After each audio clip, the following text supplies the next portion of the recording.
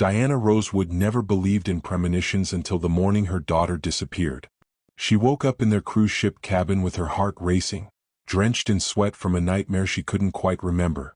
The clock read 3:47 a.m. and Chloe's bed was empty. Not unusual for a 17-year-old who preferred the ship's late-night activities to sleeping, but something felt wrong.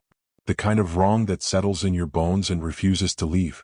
Diana would later realize that her mother's intuition had been screaming a warning she was too trusting to hear. By sunrise, her daughter would be declared missing. By sunset, presumed dead. And for the next 3 years, Diana would live in a hell designed by the man she'd married to save her family. The morning of March 15, 2015, started like any other day aboard the Caribbean Dream, a massive cruise ship carrying 3,200 passengers through the turquoise waters between Jamaica and Grand Cayman. Diana had booked this family vacation as a celebration. After 5 years of single motherhood following her first husband's death, she'd finally found love again. Victor Blackwood had swept into their lives like a fairy tale prince, charming, successful, and most importantly, he adored Chloe. Or so Diana believed. The wedding 6 months earlier had been small but perfect. Chloe had walked Diana down the aisle, and Victor had legally adopted her that same week. Diana thought she'd given her daughter the stable family she'd always deserved, a father figure, security, and the promise of a future where they'd never struggle again. The Caribbean cruise was Victor's idea. A belated honeymoon and family bonding trip rolled into one. He'd handled all the arrangements, choosing their cabin, planning their excursions, even packing Chloe's favorite snacks. Diana had been touched by his attention to detail, the way he seemed to anticipate their every need. She didn't know that predators are often the most attentive planners, and that every detail Victor arranged was designed to serve a purpose she couldn't imagine. Diana had spent the first 4 days of the cruise in a state of blissful happiness. She watched Victor teaching Chloe to play shuffleboard, saw them laughing together at the comedy show, observed the easy relationship that had developed between her new husband and her teenage daughter. When other passengers commented on what a lovely family they made, Diana felt a warmth she'd forgotten was possible. She'd lost Chloe's father when Chloe was 12, and watching her daughter with a father figure again made Diana believe she'd finally done something right. But on day 4 something shifted. Diana noticed it during dinner in the ship's main dining room. Chloe seemed distant, barely touching her food, avoiding eye contact with both Diana and Victor. When Diana asked if she felt seasick, Chloe shook her head and muttered something about being tired. Victor had been understanding, suggesting Chloe head back to their cabin early while he and Diana enjoyed the evening show. Diana wanted to follow her daughter, but Victor convinced her that teenagers needed space, that Chloe was probably just overwhelmed by all the family togetherness. Diana trusted his judgment because Victor understood people. He was in sales, successful at reading others and knowing what they needed to hear. She didn't realize that predators often excel at sales because both professions require the ability to manipulate trust. That night, Diana found Chloe sitting on their cabin balcony, staring out at the dark ocean. The ship's lights reflected on the water like scattered diamonds, beautiful and peaceful, but Chloe's expression was troubled. Diana sat beside her, wrapping an arm around her daughter's shoulders. The girl felt tense, almost brittle, like she might shatter at the slightest touch. When Diana asked what was wrong, Chloe's response was barely a whisper. She said she felt confused about things, that growing up was harder than she'd expected, that sometimes she didn't know who she could trust. Diana's heart ached for her daughter, remembering her own teenage years, the uncertainty and emotional turbulence that came with adolescence. She told Chloe she could always trust her mother, that no matter what happened, they would face it together. Chloe had looked at her with such sadness that Diana felt a chill despite the warm Caribbean night. She wanted to push, to demand answers, but something held her back. Maybe it was Victor's advice about giving teenagers space, or maybe it was her own fear of what she might discover. The next morning, day 5, Diana woke to find Chloe already dressed and ready for their scheduled shore excursion to 7 Mile Beach in Grand Cayman. Her daughter seemed more like herself, chatting about snorkeling and buying souvenirs, and Diana felt relief wash over her. Teenage moods were unpredictable, she reasoned, and maybe the excitement of a new destination had lifted Chloe's spirits. Victor joined them for breakfast, his usual charming self, making jokes and planning their day on the island. Diana watched him with Chloe, noting how he seemed to know exactly what to say to make her laugh, how he remembered her preferences for everything from orange juice to sunscreen. She felt grateful to have found a man who cared so much about her daughter's happiness. The day in Grand Cayman was perfect, exactly what Diana had hoped for when she dreamed of this vacation. They snorkeled in crystal-clear water, built sandcastles on the pristine beach, and ate fresh conch fritters at a local restaurant. Victor took dozens of photos of Diana and Chloe, insisting on capturing every moment of their family time together. When they returned to the ship that evening, Diana felt more relaxed than she had in months. The stress of the wedding, the adjustment to married life, the challenges of blending a family, it all seemed manageable when she watched Chloe and Victor laughing together over dinner. Diana went to bed that night feeling like the luckiest woman alive. She had her daughter, her new husband, and a future full of possibilities. She woke up at 3:47 a.m. to an empty cabin and the beginning of a nightmare that would consume the next 3 years of her life. Chloe's bed hadn't been slept in. Her pajamas were still folded on the pillow, and her phone was charging on the nightstand. Diana's first instinct was to check the bathroom, then the balcony, then the hallway outside their cabin. Nothing. She found Victor in the ship's 24-hour cafe, drinking coffee and reading a book. He seemed calm when she told him Chloe was missing, almost too calm. He suggested they check the teen club, the arcade, the upper deck where young people often gather to watch the sunrise. They spent an hour searching, asking crew members and other passengers if anyone had seen Chloe. No one had. At 6:15 a.m., Victor insisted they notify ship security. Diana was grateful for his take-charge attitude, his systematic approach to the crisis, but part of her wondered why he wasn't more panicked. Their daughter was missing and he seemed focused on procedure rather than fear. Security Officer Thompson took their report with professional efficiency, asking questions about Chloe's state of mind, her habits, whether she'd seemed upset or depressed. Diana answered honestly, mentioning Chloe's mood the previous evening, her comments about confusion and trust. Victor added details about Chloe's recent behavior, how she'd been pulling away from the family, becoming secretive, showing signs of typical teenage rebellion. By 8:30 a.m., the ship's loudspeaker crackled to life with an announcement that made Diana's blood freeze. All passengers and crew, please be on the lookout for missing passenger Chloe Blackwood, 17 years old, last seen wearing pink pajamas. If you have any information, please contact ship security immediately. Diana collapsed into a chair as the reality hit her. Her daughter wasn't just missing, she was missing from a ship in the middle of the ocean, thousands of miles from land, surrounded by water that could hide a body forever. The search intensified throughout the morning. Security teams combed every deck, every cabin, every storage area. Passengers volunteered to help, spreading out across the massive ship to look in places a confused teenager might have gone. The Coast Guard was notified and helicopters appeared on the horizon, circling the ship's wake, searching the endless blue for any sign of Chloe. Diana stood at the railing where they'd sat together just 2 nights earlier, watching the helicopters with a hope that felt like torture. Every minute that passed without finding Chloe alive made the possibility of finding her dead more real. At 2:15 p.m., a crew member found Chloe's flip-flops near the ship's railing on deck 12, the same deck where the teen club was located. The shoes were placed neatly, side by side, as if someone had carefully removed them before jumping. Diana stared at those pink flip-flops in their clear evidence bag and felt her world collapse. She'd bought them for Chloe just a week before the cruise, a silly mother-daughter shopping trip where they giggled over shoe choices and debated nail polish colors. Now they were evidence in what security was calling a probable suicide. Victor held Diana as she sobbed, his arms strong and comforting, his voice gentle as he tried to make sense of the senseless. He spoke to the security officers, answered their questions when Diana couldn't form words, handled the paperwork and phone calls with devastating efficiency. Diana was grateful for his strength because she had none left. The woman who'd woken up that morning believing in fairy tales now faced a reality where her only child had apparently thrown herself into the ocean in the middle of the night. The ship's counselor, a kind woman named Janet, sat with Diana as the search continued into the evening. She explained that cruise ship suicides, while rare, did happen, usually involving passengers who felt trapped or overwhelmed by personal problems. She suggested that Chloe might have been struggling with issues she couldn't share, that teenage depression often went unrecognized by loving parents who wanted to believe their children were happy. Diana kept shaking her head, insisting that Chloe wouldn't do this, that despite her recent mood, she wasn't suicidal.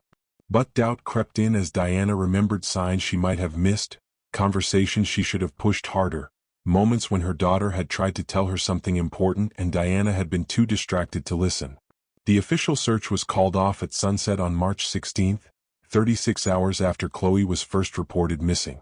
Captain Reynolds delivered the news personally, his weathered face etched with genuine sorrow as he explained that the Coast Guard had covered over 200 square miles of ocean without finding any trace of Chloe beyond her shoes.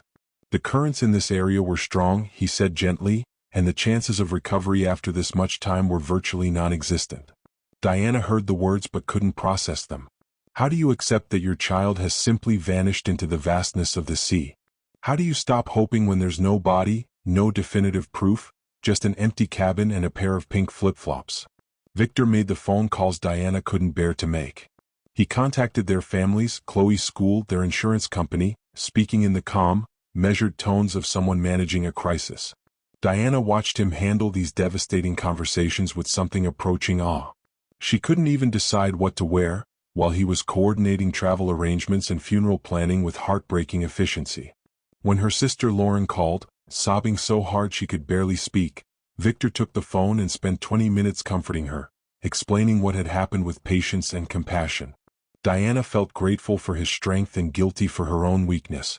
The ship docked in Miami 2 days early, cutting short the vacation that had become a nightmare. Diana packed Chloe's clothes with hands that wouldn't stop shaking, folding the sundresses they'd picked out together, rolling up the swimsuit Chloe had been so excited to wear. Every item felt like evidence of dreams that would never come true, plans that would never unfold, conversations that would never happen. Victor packed his own things and Diana's, handling logistics while she sat on their bed, clutching Chloe's favorite stuffed animal and trying to understand how her life had changed so completely in less than 48 hours. The flight home to Denver was a blur of sympathetic flight attendants and pitying glances from other passengers.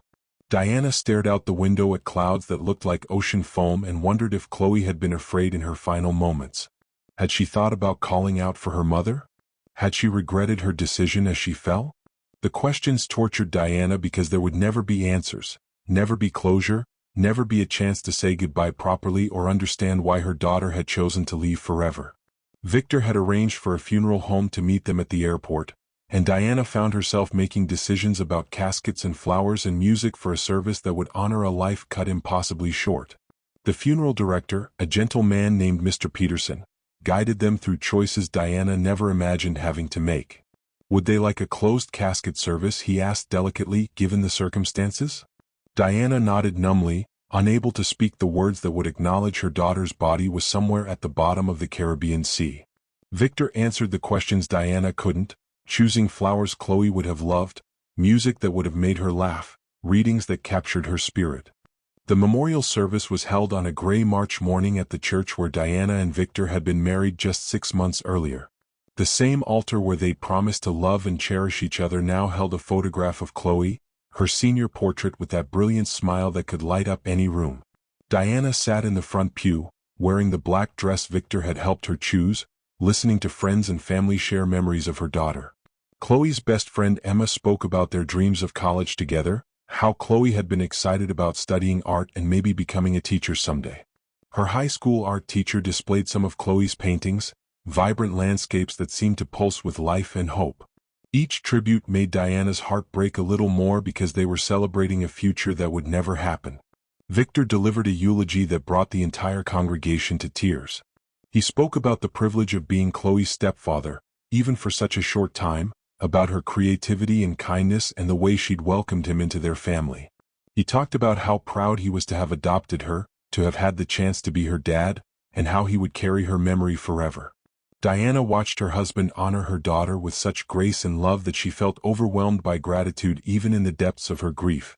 Many people lost children, she knew, but how many had partners who stood beside them with such unwavering strength?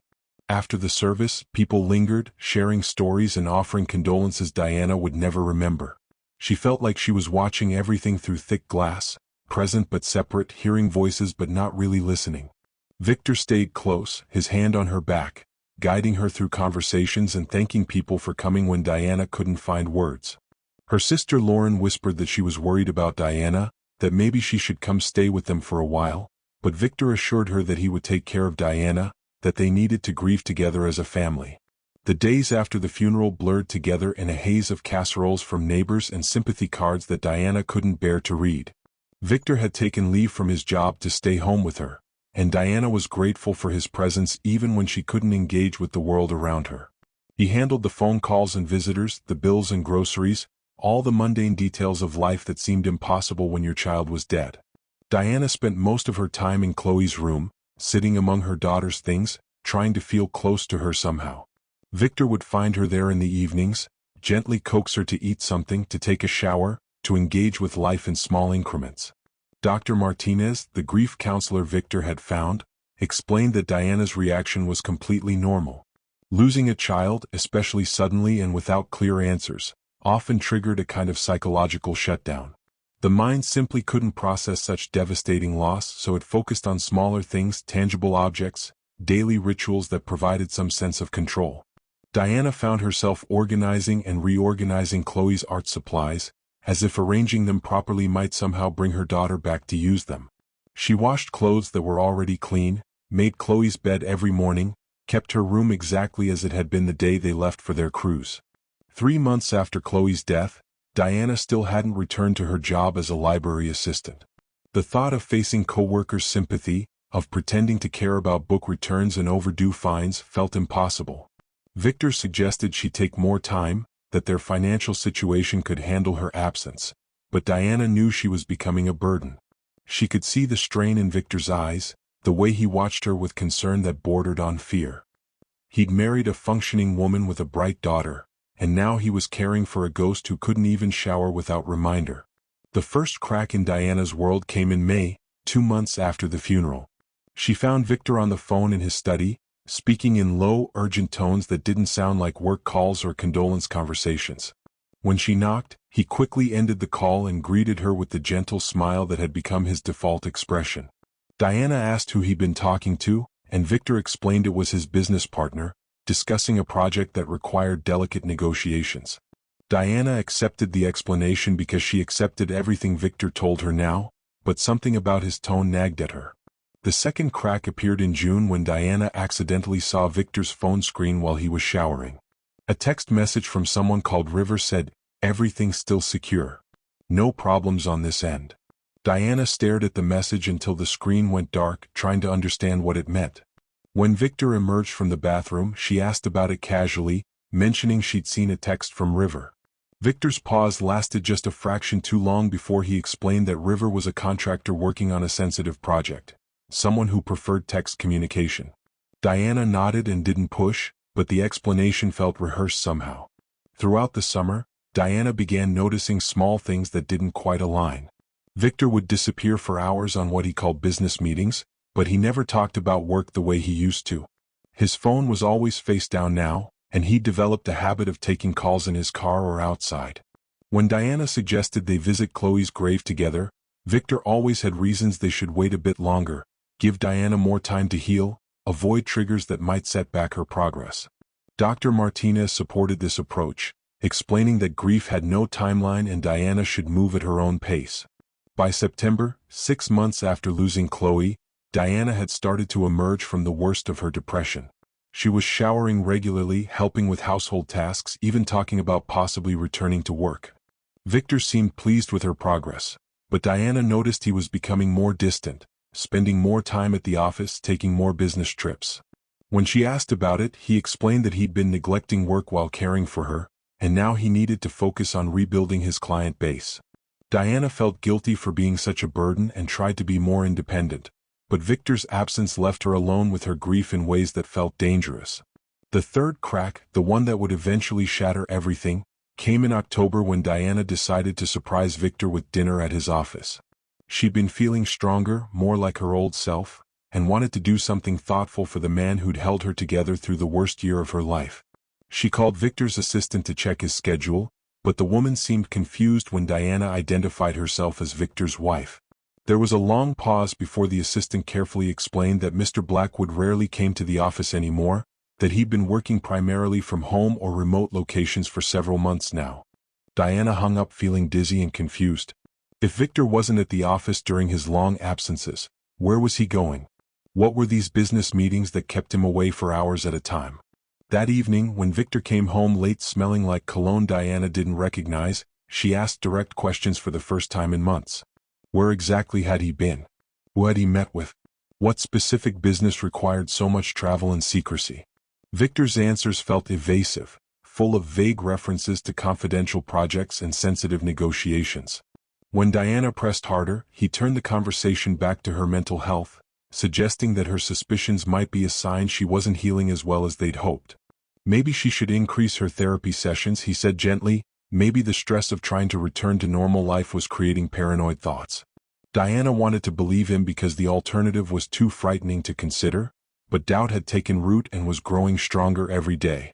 That night, Diana lay awake watching Victor sleep, studying the face of the man who'd saved her and Chloe from years of financial struggle, who'd promised to love them both forever, who'd held her as she buried their daughter.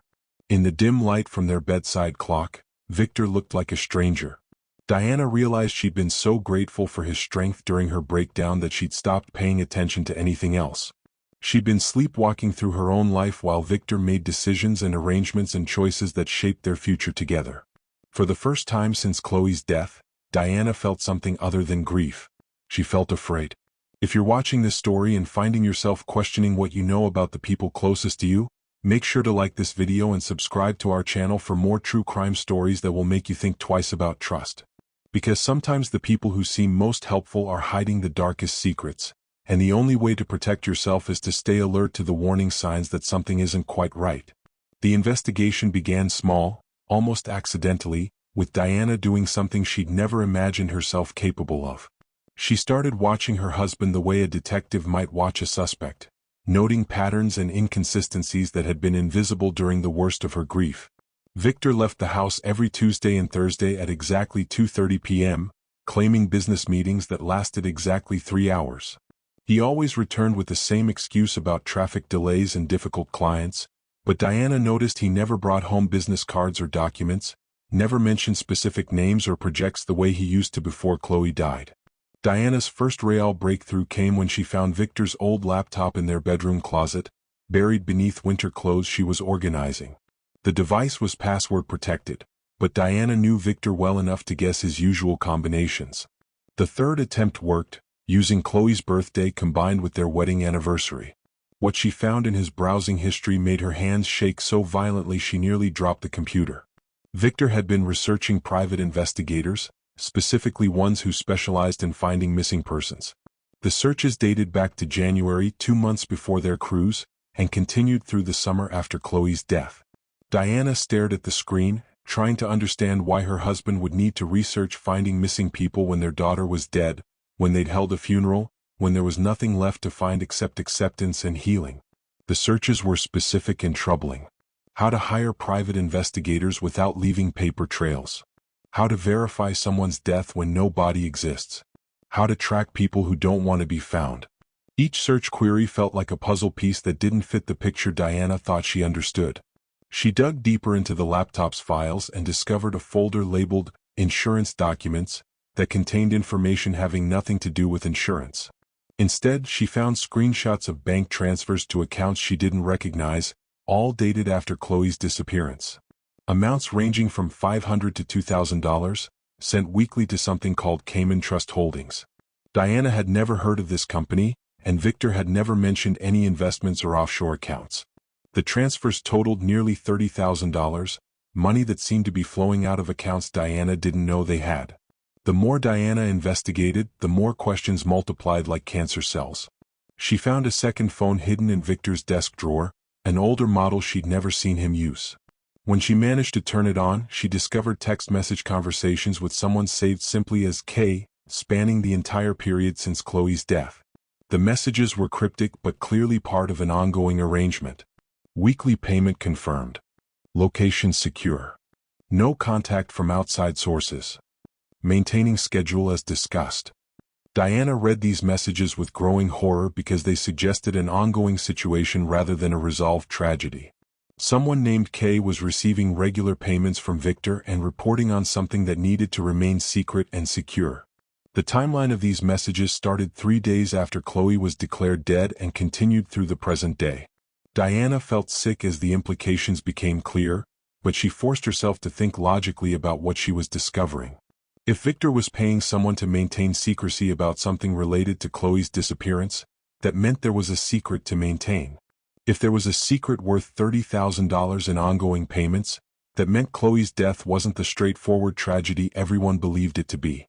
Diana sat in Victor's study, surrounded by evidence that her husband had been lying to her for 8 months, and tried to imagine explanations that weren't too terrible to accept. Maybe Victor was paying for private grief counseling he was too proud to admit needing. Maybe he was funding a scholarship in Chloe's name and wanted to surprise Diana when she was stronger. Maybe the mysterious payments were related to business dealings that had nothing to do with their family tragedy. Diana desperately wanted to believe in innocent explanations, but the secrecy around everything Victor was doing felt too elaborate for simple kindness or business ventures. The breaking point came on a Thursday in November when Diana decided to follow Victor during one of his mysterious afternoon absences. She borrowed her sister Lauren's car and waited down the street from their house until Victor left at his usual 2:30 p.m. Diana had never followed anyone before, had never imagined herself capable of this level of deception, but 8 months of living with growing suspicion had changed her into someone she didn't recognize. Victor drove across town to a part of Denver Diana rarely visited, an area of modest apartment complexes and small businesses catering to immigrant communities. He parked outside a complex called Vista Gardens and walked directly to apartment 2B, using a key he produced from his pocket. Diana sat in Lauren's car, watching her husband let himself into an apartment he'd never mentioned owning or visiting, and felt her reality shifting again. Everything she thought she knew about her life was apparently built on lies she'd been too trusting or too damaged to question. Diana waited for 2 hours, watching Victor's truck in the parking lot and trying to understand what business meeting required him to have a key to a residential apartment. When he finally emerged, he wasn't alone. A young woman walked him to his truck, their body language suggesting familiarity and comfort that made Diana's chest tighten with jealousy she didn't want to feel. The woman was beautiful in an understated way, with long dark hair and delicate features, probably in her early 20s. She hugged Victor goodbye, not romantically but affectionately, the way family members might embrace. Diana followed Victor home, her mind racing through possibilities that ranged from reasonable to devastating.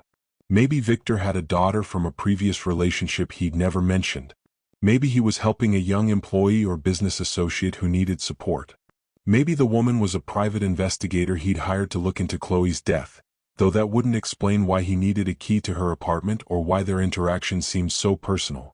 That evening, Diana confronted Victor with carefully chosen questions designed to give him opportunities to explain himself honestly. She asked about his day, his business meetings, whether there was anything important happening in his life that he wanted to share. Victor responded with the same vague deflections he'd been using for months, talking about complicated client situations and confidential projects that required discretion. When Diana pressed for specifics, Victor suggested her questions might indicate she wasn't ready to handle additional stress, that perhaps they should discuss increasing her therapy sessions. Diana realized that Victor had been using her grief as a weapon against her, dismissing her legitimate concerns by framing them as symptoms of mental instability. Every time she questioned his behavior, he redirected the conversation to her emotional state, making her doubt her own perceptions and judgment. It was a form of gaslighting that had been so subtle Diana hadn't recognized it until now, but the pattern was clear once she saw it. The next day, while Victor was at his regular office job that Diana now knew he rarely attended, she returned to Vista Gardens alone. Diana had never done anything like this in her life, had never violated someone's privacy or invaded their space, but the woman who'd lost her daughter and been lied to for 8 months was capable of things the old Diana would never have considered. Apartment 2B had a small patio that faced the parking lot. Diana positioned herself behind a maintenance shed where she could observe without being seen, feeling like a stalker but unable to stop herself from seeking answers Victor wouldn't provide. For 3 hours nothing happened. Diana was beginning to feel foolish, preparing to leave, when the apartment door opened and a young woman stepped outside. It wasn't the same woman Diana had seen with Victor the day before. This one was different, younger, with lighter hair and a build that made Diana's heart stop completely. Even from a distance, even after 8 months, even though it was impossible, Diana recognized the way this person moved. The slight favoring of the left foot from an old soccer injury. The habit of tucking hair behind the right ear when thinking. The posture that was part confidence and part shyness, exactly like the daughter Diana had raised from birth. Diana's legs went weak as the impossible became undeniable. The young woman on the patio, wearing clothes Diana had never seen and a haircut that was different but flattering, was unmistakably Chloe. Older somehow, more mature in subtle ways, but definitely, absolutely, certainly Chloe. Alive. Breathing. Moving through the world as if she'd never disappeared into the Caribbean Sea on a March night 8 months ago. Diana gripped the maintenance shed wall to keep from falling as her daughter, her supposedly dead daughter, watered plants on a patio in Denver, Colorado. Chloe moved with the casual ease of someone living a normal life, checking her phone, adjusting a patio chair, completely unaware that her grieving mother was watching from behind a building and trying not to scream. The rational part of Diana's mind insisted this had to be a mistake, a resemblance so striking it was causing hallucinations, but mothers know their children in ways that transcend logic. Diana knew the shape of Chloe's hands, the way she shifted weight from foot to foot when thinking, the specific tilt of her head when she was concentrating.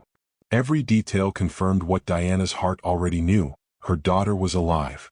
Diana remained hidden for another hour, watching Chloe move around the apartment, occasionally visible through windows as she went about normal domestic activities. At one point, Chloe came back outside and spoke on her phone, laughing at something the caller said, her voice carrying across the courtyard with heartbreaking familiarity. Diana wanted to run to her, to grab her, to demand explanations for 8 months of grief and funeral planning and learning to live with devastating loss. But something held Diana back, the recognition that this discovery changed everything she thought she understood about Chloe's disappearance, Victor's behavior, and the past 8 months of her life. If Chloe was alive and living in Denver, that meant her disappearance had been planned rather than tragic. If it had been planned, Victor had to be involved because he'd arranged every detail of their cruise. If Victor was involved, the man Diana had trusted to help her heal from losing Chloe was actually the person who had taken Chloe away from her. Diana drove home in a daze, her hands shaking so badly she had to pull over twice to compose herself. She sat in her car outside the house she shared with Victor, looking at the life they'd built together, the marriage that had supposedly saved her and Chloe from financial uncertainty, and realized that everything was a lie. The fairy tale romance, the adoption papers, the family vacation, the grief counseling, all of it had been an elaborate performance designed to hide the fact that Victor had stolen her daughter. When Victor came home that evening, Diana was waiting for him with a calmness that surprised even her. She didn't scream or accuse or demand immediate answers. Instead, she looked at her husband, really looked at him, and saw a stranger wearing the face of someone she'd loved. Victor asked about her day with the same gentle concern he'd shown for months, and Diana responded with matching pleasantness, but inside she was calculating how to get her daughter back from the monster she'd married. Diana spent the next 3 days living a double life that would have seemed impossible before discovering Chloe was alive. During the day, she maintained the facade of a grieving widow slowly healing from devastating loss, allowing Victor to comfort her, accepting his gentle suggestions about therapy and self-care, responding to his affection with gratitude that felt like poison in her throat. At night, while Victor slept beside her, Diana planned with the methodical focus of someone whose world had been built on lies and who was determined to uncover every single deception. The first step was gathering evidence that would prove what she'd seen, because Diana understood that accusing Victor of faking their daughter's death would sound like the delusions of a woman still struggling with grief. She borrowed Lauren's car again and returned to Vista Gardens with a camera, positioning herself where she could document Chloe's presence without being detected. Over the course of 6 hours, Diana took dozens of photographs showing her daughter living a normal life, grocery shopping, checking mail, talking on the phone, all activities that proved Chloe was not only alive but settled in a routine that suggested she'd been there for months. Diana also followed the money trail she'd discovered on Victor's laptop, using her background in library research to trace the Cayman Trust Holdings payments through whatever public records she could access. The company appeared to be a shell corporation registered in Delaware with no obvious business purpose except moving money between accounts. The payments Victor had been making corresponded exactly with weekly transfers to multiple smaller accounts, suggesting a network of people being paid to maintain some kind of ongoing operation. The more Diana investigated, the more elaborate Victor's deception revealed itself to be. She discovered that their cruise had been booked through a travel agency that specialized in Caribbean relocations, a service that helped people disappear from their old lives and start fresh in tropical locations. The agency's website was carefully worded to avoid explicit illegal activity, but it clearly catered to people who needed to vanish without leaving traditional paper trails.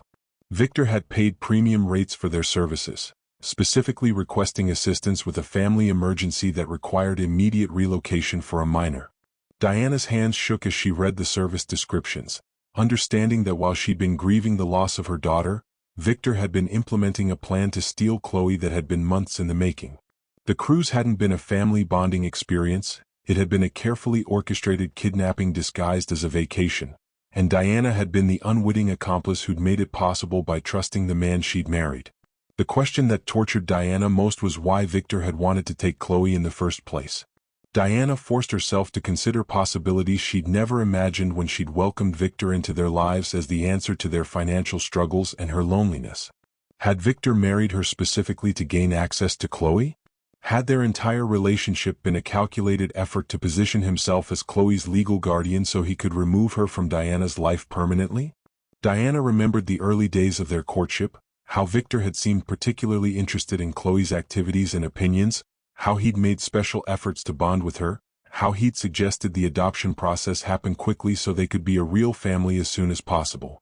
At the time, Diana had been touched by Victor's eagerness to embrace fatherhood, but now she wondered if his interest in Chloe had been the primary motivation for pursuing Diana at all. The realization that she might have been nothing more than a means to an end, that her marriage and happiness had been tools Victor used to access her daughter, made Diana feel sick in ways that went beyond grief or anger. She'd been so grateful for Victor's attention, so relieved to have financial security and emotional support, that she'd never questioned his motives or considered whether his interest in their family might be dangerous rather than generous. Diana's investigation led her to research Victor's background more thoroughly than she'd ever done before their marriage. She hired a private investigator using money from an account Victor didn't know about, providing him with Victor's real name, social security number, and employment history. What the investigator found confirmed Diana's worst fears and revealed things she'd never imagined. Victor Blackwood had been married twice before, both times to single mothers with teenage daughters. His first wife, Patricia, had divorced him after only 18 months, citing irreconcilable differences in the court documents. Diana contacted Patricia through social media, introducing herself carefully and asking general questions about their shared experience of being married to Victor. Patricia's response was immediate and chilling. She warned Diana that Victor's interest in her daughter had become inappropriate and obsessive, that she'd caught him photographing the girl without permission, going through her personal belongings, and making comments about how mature and beautiful she was becoming. The second wife, Janet, had also divorced Victor quickly, though her situation had been more complicated. Her daughter had run away from home during the marriage and was never found, despite extensive police investigations and private search efforts. Janet believed Victor had been involved in her daughter's disappearance, but she'd never been able to prove it. The girl's case remained open and unsolved, adding another layer of horror to Diana's understanding of the man she trusted with her child's safety. Armed with this information, Diana understood that Chloe's fake death was not an isolated incident but part of a pattern of behavior that had likely destroyed multiple families. Victor was a predator who targeted vulnerable single mothers, earned their trust through romance and financial stability, then found ways to remove their daughters from their lives permanently. Diana had been his latest victim, and Chloe was now trapped in whatever twisted arrangement Victor had created. Diana knew she needed to be strategic about rescuing Chloe because Victor had clearly planned every detail of this situation to protect himself from discovery. Simply calling the police and claiming her dead daughter was actually alive would likely result in Diana being committed for psychiatric evaluation rather than Victor being arrested. She needed evidence that would be impossible to dismiss, documentation that proved Chloe had been taken rather than having died tragically. The breakthrough came when Diana decided to confront Chloe directly rather than continuing to observe from a distance. Diana waited until she confirmed Victor was at his office for a meeting he couldn't fabricate, then drove to Vista Gardens with her heart hammering so hard she could barely breathe. She'd rehearsed what she would say, how she would prove her identity to a daughter who might not recognize her after 8 months, How she would convince Chloe to trust her when Victor had obviously spent months teaching Chloe to fear exactly this kind of contact. Diana knocked on the door of apartment 2B with hands that shook despite her determination to remain calm. When the door opened and Chloe appeared, looking older and different but unmistakably alive, Diana's carefully planned words disappeared completely. She stood face to face with the daughter she'd buried, the child she'd mourned, the person whose loss had nearly destroyed her, and all she could manage was a broken whisper of Chloe's name. Chloe's reaction was immediate and complex, her face cycling through recognition, shock, fear, and something that looked like relief before settling into careful blankness. She glanced quickly over Diana's shoulder, checking whether anyone had followed her, then stepped back to allow Diana inside. The apartment was small but comfortable, furnished with items Diana recognized from their old house mixed with new purchases that suggested Chloe had been living there for months. Mother and daughter stood in the living room, staring at each other across 8 months of grief and lies, neither knowing how to begin a conversation that would reshape everything they thought they understood about their lives. Diana wanted to grab Chloe, to hold her, to scream at her for the pain her disappearance had caused, but something in Chloe's posture warned her to move carefully. Chloe spoke first, her voice older and more cautious than Diana remembered. She asked how Diana had found her, whether anyone else knew where she was, whether Diana had told Victor about discovering the apartment. The questions revealed that Chloe understood the dangerous nature of her situation, that she was aware Victor's plan required her location to remain secret, that she was as much a prisoner as Diana had been a victim. Diana assured Chloe that she'd come alone and hadn't told Victor anything about her discovery, then asked the question that had been torturing her for days. Why had Chloe agreed to fake her death and abandon her mother? Why had she participated in a plan that had caused Diana such devastating grief? Did Chloe understand what the past 8 months had been like for the mother who'd raised and loved her? Chloe's response revealed the depth of Victor's manipulation and the sophisticated grooming that had made a 17-year-old girl believe she was making a choice rather than being victimized. Victor had spent months convincing Chloe that Diana was planning to send her to boarding school, that Diana resented the financial burden of raising a teenager alone, that Diana had only married Victor to gain financial security and viewed Chloe as an obstacle to their happiness. According to Victor's version of events, the cruise had been Diana's idea to get Chloe away from her friends before shipping her off to a strict boarding school in another state. Victor had presented himself as Chloe's protector, the only person who truly cared about her welfare, the father figure who would save her from a mother who'd grown tired of parenthood. He'd convinced Chloe that faking her death was the only way to avoid being separated from everyone she loved and sent away to live among strangers. Diana listened to this explanation with a mixture of heartbreak and rage, understanding how Victor had weaponized a teenager's natural insecurities and fears to turn her against her own mother. Chloe had believed she was saving herself from abandonment when she was actually enabling her own kidnapping. She thought she was choosing freedom when she was actually choosing captivity. The conversation revealed that Chloe's life in Denver was far from the independence Victor had promised her. She was financially dependent on him, isolated from friends and family, monitored constantly through phone tracking and regular check-ins, and threatened with exposure that would result in Diana being charged with insurance fraud if she ever tried to contact her mother. Victor had created a prison disguised as protection, trapping Chloe in a life where any attempt to escape would result in disaster for the mother she still loved despite everything. If you're watching this story and wondering how someone could manipulate a teenager so completely, make sure to subscribe to our channel for more shocking true crime stories that expose the tactics predators use to control their victims. Because understanding these manipulation techniques might help you recognize when someone you care about is being targeted by someone who doesn't have their best interests at heart. Diana and Chloe spent the next 2 hours planning Victor's downfall with the methodical precision of people who understood they would only get one chance to escape his web of lies. Chloe revealed that Victor had been documenting everything through photos and videos, keeping what he called insurance files that would prove Diana had been complicit in faking Chloe's death if anyone ever discovered the truth. These files were stored in a safe in Victor's study, along with similar documentation from his previous victims, evidence that would destroy him if it ever reached the right authorities. Chloe also explained that Victor had been planning to move her again soon, this time to a location outside the country where Diana would never be able to find her. The apartment in Denver was meant to be temporary, just long enough for the investigation into Chloe's disappearance to be officially closed and for Diana's grief to stabilize into acceptance. Once Victor was confident that no one was actively searching for Chloe anymore, he intended to relocate her to Costa Rica, where he'd already purchased property under a false identity and where Chloe would be completely beyond the reach of American law enforcement. Diana felt sick realizing how close she'd come to losing Chloe forever, how Victor's timeline meant she'd discovered the truth just weeks before her daughter vanished permanently. The thought of Chloe trapped in another country, believing her mother had given up looking for her, believing the lies Victor had told about Diana's lack of love, was unbearable. Diana had found her daughter just in time, but they still had to outmaneuver a man who'd been planning this deception for years. Their strategy required Diana to maintain her normal routine while secretly gathering evidence that would prove Victor's crimes to authorities who would initially be skeptical of such an elaborate deception. Diana needed to access Victor's safe without his knowledge, copy the files that documented his pattern of targeting single mothers and stealing their daughters, and create a timeline that showed the premeditation behind Chloe's fake death. Most importantly, she needed to do all of this without alerting Victor to her discovery, because his response to being exposed would likely be to accelerate his timeline and disappear with Chloe immediately.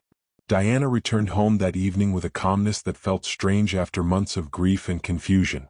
She looked at Victor during dinner, listening to his gentle questions about her therapy progress and his caring suggestions for activities that might help her healing process, and marveled at how completely she'd been deceived.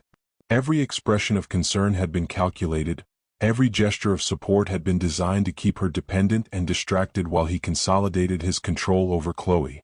Over the next 3 days, Diana systematically gathered evidence while maintaining the performance of a grieving widow slowly recovering from devastating loss. She used her knowledge of Victor's schedule to access his study when he was definitely elsewhere, photographing documents from his safe that revealed the scope of his criminal activity. The files contained detailed profiles of his previous victims, including the missing daughters, along with financial records showing how he'd profited from each elaborate deception. Diana discovered that Victor had collected life insurance payouts on at least 2 of his previous victims' daughters, girls who'd been declared dead after disappearing during family vacations he'd arranged. In each case, he'd positioned himself as the grieving stepfather who deserved compensation for the loss of children he'd legally adopted. The pattern was identical to what he'd attempted with Chloe, except Diana's refusal to file insurance claims had frustrated his financial timeline. The evidence also revealed that Victor had been working with a network of accomplices who specialized in creating false identities and facilitating illegal relocations. The mysterious payments Diana had discovered were fees for ongoing services including document forgery, safe house maintenance, and transportation logistics for moving victims between locations. Victor had built an entire criminal enterprise around stealing daughters from single mothers, and Diana's family had been just one target in a much larger operation.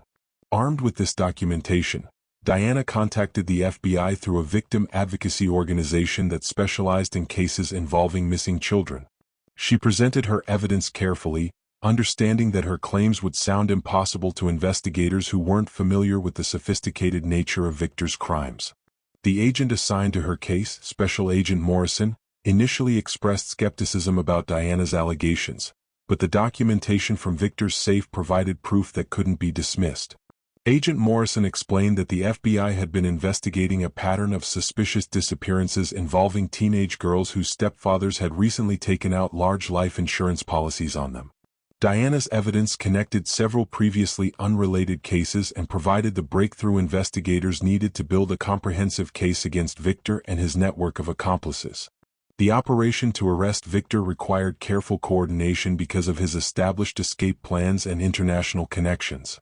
Diana had to continue living with him normally while FBI agents positioned themselves for simultaneous raids on multiple locations, including Victor's office, his storage facilities, and the safe houses where other victims might be hidden.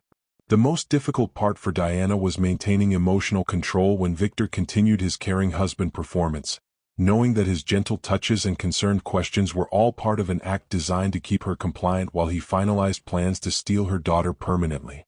The arrests happened on a Thursday morning in December, 9 months after Chloe's supposed death and 3 weeks after Diana discovered she was alive.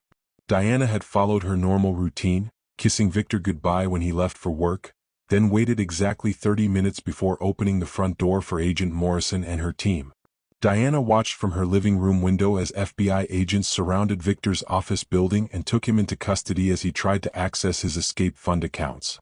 Simultaneous raids across 3 states resulted in the rescue of 4 other missing girls, including Janet's daughter who'd been held in a facility in Nevada for over 2 years. The scope of Victor's criminal network shocked even experienced FBI agents, involving dozens of accomplices and elaborate financial structures designed to profit from family destruction. Diana's discovery of Chloe had exposed an operation that had been destroying families for over a decade.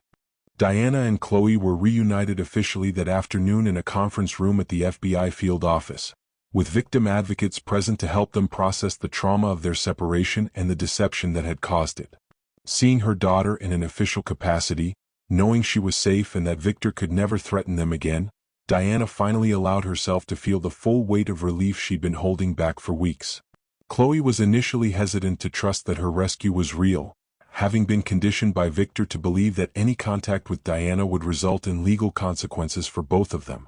It took hours of gentle conversation and official reassurances from federal agents before Chloe could accept that Victor's threats had been lies designed to maintain control over her.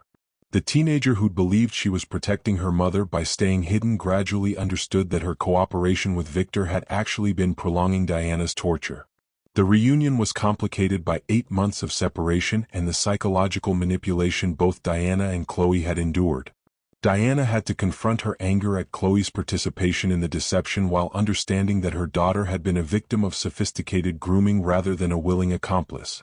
Chloe had to process the guilt of causing her mother's grief while recognizing that she'd been manipulated by an adult who'd exploited her teenage insecurities and fears. Therapy helped them navigate the complex emotions around their reunion and the long process of rebuilding trust that had been shattered by Victor's manipulation. Diana had to learn to forgive Chloe for believing lies about her character and motivations, while Chloe had to understand that her mother's love had never wavered despite the distance Victor had created between them. Both of them needed time to separate their authentic relationship from the distorted version Victor had created through months of careful psychological manipulation. Victor's trial became a landmark case in federal prosecution of family trafficking and organized kidnapping operations. Diana testified about the elaborate deception she'd endured, the grief counseling sessions designed to keep her distracted while Victor consolidated his control over Chloe, and the financial manipulation that had made her dependent on a man who was systematically destroying her family. Chloe's testimony about the grooming process helped prosecutors understand how Victor had convinced multiple teenage girls to participate in their own kidnappings. The evidence Diana had gathered from Victor's safe proved crucial in securing convictions not only against Victor but against his entire network of accomplices. The travel agency that facilitated illegal relocations, the document forgers who created false identities, the safe house operators who held victims, all faced federal charges that resulted in lengthy prison sentences. Diana's courage in investigating her husband's suspicious behavior had dismantled an entire criminal enterprise. Victor was sentenced to life imprisonment without possibility of parole on multiple counts of kidnapping, fraud, identity theft, and operating a criminal enterprise. His victims' families attended the sentencing hearing, finally able to understand what had happened to daughters they'd grieved as dead. Diana spoke on behalf of all the families, describing the particular cruelty of grieving children who were actually being held captive by people who claimed to love them. 2 years after Chloe's rescue, Diana and her daughter had rebuilt their relationship stronger than it had been before Victor entered their lives. They'd learned to communicate more directly about difficult topics, having discovered that secrecy and unspoken concerns had made them vulnerable to someone who exploited family dynamics for criminal purposes. Chloe finished high school and enrolled in college with plans to study psychology, motivated by her experience to help other teenagers recognize manipulation and abuse. Diana returned to work and eventually started a foundation that provided support for families dealing with complex missing person cases, particularly situations involving parental manipulation and false death scenarios. She'd learned that Victor's crimes weren't as unique as she'd initially believed, that other predators used similar tactics to separate children from parents, and that families needed specialized resources to recognize and respond to these sophisticated forms of abuse. The experience had taught Diana that love alone wasn't enough to protect the people she cared about, that vigilance and healthy skepticism were necessary tools for recognizing when someone's helpful behavior might actually be predatory. She'd learned to trust her instincts about inconsistencies and red flags rather than dismissing them as paranoia or grief-related confusion. Diana often thought about how close she'd come to losing Chloe permanently, how Victor's timeline had been designed to make her disappear just as Diana was beginning to heal enough to ask difficult questions. The knowledge that her daughter's survival had depended on Diana's willingness to investigate rather than simply trust had changed her understanding of how predators operated and how families could protect themselves. Standing in her daughter's college dorm room, helping Chloe arrange her new life as an independent young adult, Diana felt grateful for second chances that many families never received. They'd survived Victor's deception and emerged with a deeper appreciation for honesty, communication, and the kind of love that doesn't require secrecy or manipulation to flourish. If this story has affected you or made you think about the people in your own life who might not be what they seem, please like this video and subscribe to our channel for more true crime stories that expose the tactics predators use to destroy families. Because sometimes the greatest danger comes from the people who seem most helpful, and the only way to protect the ones you love is to stay alert to the warning signs that something isn't right.